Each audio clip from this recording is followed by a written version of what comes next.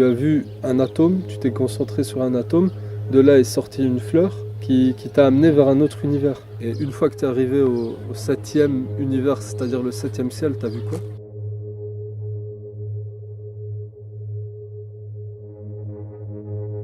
Salam alaikum Abdelkader, Alaykoum salam wa rahmatullah. tu vas bien? Très bien, alhamdulillah. Alhamdulillah, et avant tout, أعوذ بالله من الشيطان الرجيم بسم الله الرحمن الرحيم والصلاة والسلام على سيدنا محمد وعلى آله وأصحابه أجمعين ببارك الله بن الشيخ سيدي محمد فوزي الكركري قدس الله سره.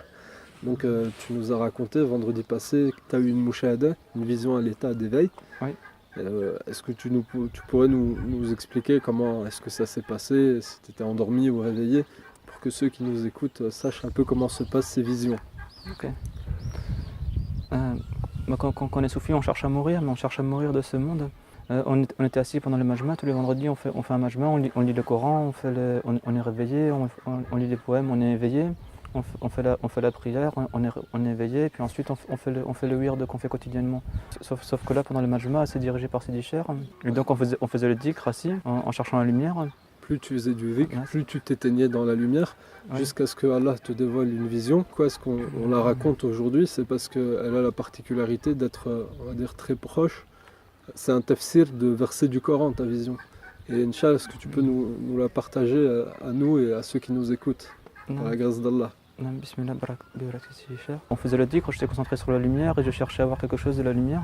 Et par la baraka de mon cher, comme si mon esprit s'est dilaté, c'est pas possible de faire une image vraiment, mais c'est comme si mon esprit s'est dilaté, j'avais conscience des atomes de ce monde. Je regardais ça, j'étais conscient de ça. Ensuite, de chaque atome, il y a une fleur qui s'est ouverte. Ouais.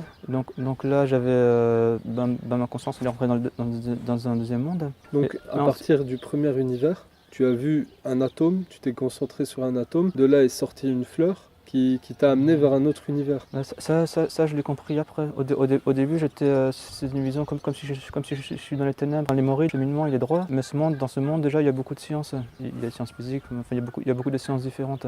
Et dans chaque atome, c'est possible de voir quelque chose. Si on regarde une pierre, la pierre va lui donner quelque chose. Si on regarde quelqu'un, il va donner quelque chose. Donc en fait, chaque atome que tu voyais dans l'univers, il symbolisait une science, une connaissance. On peut dire ça, oui. Et, subhanallah, et donc tu voyais la fleur qui t'amenait vers un deuxième univers composé lui-même d'autres atomes. Oui. Et chaque fleur, c'est comme un univers, et chaque fleur est elle-même composée d'atomes. Et de tous ces atomes, il y a des fleurs qui se sont ouvertes de nouveau. Là, je suis rentré dans un troisième monde. Et là, mon esprit ne pouvait plus comprendre, parce que mon esprit est habitué aux 3 dimensions ici. Il y avait une dimension en plus une autre dimension. C'est comme s'il y avait 5 dimensions. Et mon esprit n'est pas habitué. Du coup, là, mon intellect, il ne comprenait plus rien. Et ensuite, j'ai continué de regarder. Ça s'est ouvert par 7 fois en tout. C'est-à-dire que ça s'est ouvert, ça s'est ouvert, ça s'est ouvert, ça s'est ouvert. Ouais, donc tu es passé dans 7 univers. Oui. C'est comme 7 cieux et 7 terres. 7 cieux et autant de terres. Et justement, Sidi Cher, quand tu lui as raconté cette vision, il nous a expliqué que c'est ça le tafsir du verset dans Sourate Ar-Rahman. Et lorsque le ciel s'est ouvert, s'est écorché, il est devenu comme une fleur, une fleur écarlate, c'est-à-dire une rose écarlate. Et subhanallah, Sidi Cher, il nous explique tout le temps que l'ouverture des cieux, c'est-à-dire pour passer du premier au deuxième ciel, c'est comme l'ouverture d'une rose. C'est comme une fleur quand elle éclot et elle ouvre ses pétales. Et c'est exactement ça que tu as vu. C'est exactement ça. Et tu m'as dit qu'à partir de la 4e dimension, 4e univers, ton intellect il pouvait plus percevoir. Après il y a plusieurs intellects, mais l'intellect que je suis habitué à réfléchir tous les jours ici, celui-là est plus capable.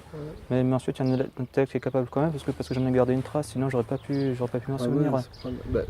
Et du coup je continue d'avancer comme ça, et là au 7e ciel, vraiment je sentais qu'il y avait une limite, mais c'était corporel, il y avait des sensations physiques, j'étais tendu, mon corps était tendu pour regarder. Justement, je crois que c'est Déchir qui avait expliqué que plus on avance dans la voie, plus on avance dans les cieux, c'est-à-dire dans les secrets, plus notre intellect ténébreux humain auquel on est habitué, il est remplacé par l'intellect de lumière, l'intellect du prophète sallallahu alayhi wa sallam. Et subhanallah, c'est ce que tu as vécu. Et une fois que tu es arrivé au 7e univers, c'est-à-dire le 7e ciel, tu as vu quoi? Là, il y avait l'arche. Mais là, le trône. Le trône. Là, c'est parce que j'arrive pas à le décrire, mais je savais que c'était le trône. Et du trône, que j'ai pas vu, j'étais resté à l'intérieur, j'ai pas dépassé la limite du trône. Mais du trône vers le premier ciel, il y a des fils tendus qui vont du premier ciel jusqu'au trône, qui descendent, des halifs, C'est des fils de lumière. des fils de lumière. Ouais, c'est des halifs muqaddar, quoi. C'est Oui. la limitation du halif. Subhanallah. Et ouais, c'est dingue. Hein. Mais il n'y en a qu'un pour le cheminement. Ouais. Si le Cheikh a dit que le cheminement, c'est comme ça, l'ascension, elle fait. C'est Sirat al-Mustaqim, elle est tout droite. Et le mouride remonte dans la lif. Ouais. Et en fait, toi, Ah ouais, et en fait, il y a un halif qui passait. En fait, le chemin que tu avais suivi, il y avait un halif de lumière qui suivait ça jusqu'au trône. Oui.